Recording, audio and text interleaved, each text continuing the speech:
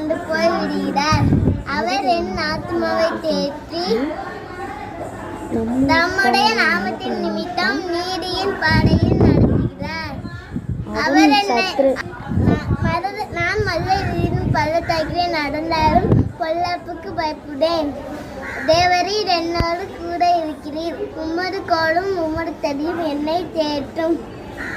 அவர் என் சத்துக்களுக்கு முன்பாக எனக்கு ஒரு பண்டிகை ஆயத்தப்படுத்தி என் தலையை எண்ணெயால் அபிஷேகம் பண்ணுகிறீர்.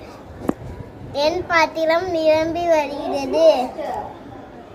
என் ஜீவனத்தில் நன்மையும் கிருபையும் நிரம்பி வருகிறது. என்னை தொடரும். நான் கர்த்தருடைய வீட்டிலே நீடித்த நாட்களை நிலைத்திருப்பேன்.